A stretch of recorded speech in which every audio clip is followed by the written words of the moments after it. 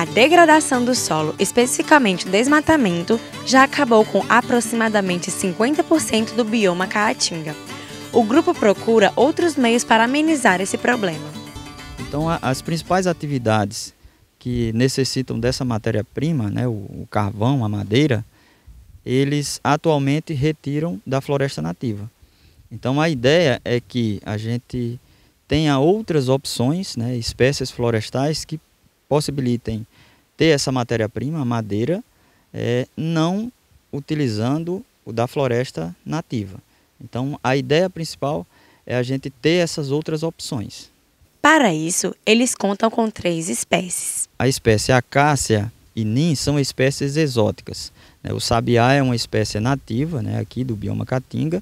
A acácia e o nim têm diversas utilidades, né? Algumas delas a gente pode colocar a questão da madeira para energia, a questão da madeira para móveis, né? Produção de móveis. No caso do nim, é uma espécie da mesma família do mogno, então a madeira de lei. Então essas 2 espécies são madeiras para móveis ou eventualmente para carvão. No caso do sabiá, dentre várias utilidades que ele tem, a madeira é muito utilizada para estaca, né, para, no caso, cercamento, né, de áreas. Mas a acácia, o nim e o sabiá não são procurados apenas pela madeira. Cada espécie tem diferentes utilidades. No caso da acácia, existe uma possibilidade de extração do tanino. Ela é muito rica em tanino, que é utilizado na indústria de couro, fabricação de couro. No caso do nim, uma outra opção também é a utilização para mourões. Então, existe uma diversidade de utilidades dessas 3 espécies. Para melhorar a produção, eles fazem o preparo do solo. Inicialmente, a gente queria responder a seguinte questão. Essas 3 espécies, com o tratamento, preparo do solo e adubação de fundação, comparado com apenas a adubação de cobertura, como é que essas 3 espécies respondem em relação ao crescimento? Então, uma pergunta a ser respondida é em relação a esse potencial produtivo dessas 3 espécies ao comparar com o tratamento de preparo de solo e adubação de fundação. Em alguns blocos, as árvores foram plantadas sem a preparação do solo.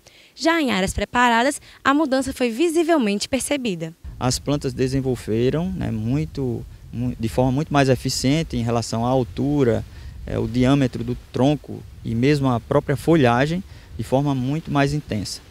Na média aí de 15 a 20% superior ao tratamento em que foi apenas colocada a adubação de cobertura.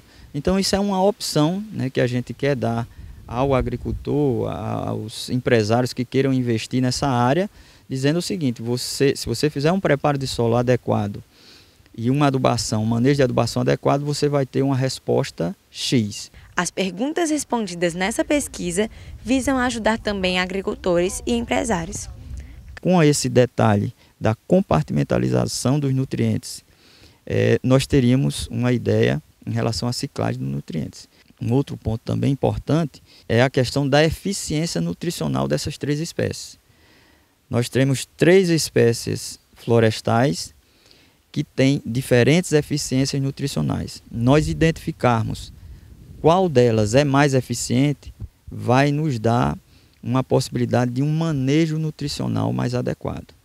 Então, isso é uma coisa interessante e que ajuda a possíveis agricultores ou empresários que queiram investir nessa área, né, de forma mais eficiente, usando os adubos de maneira adequada.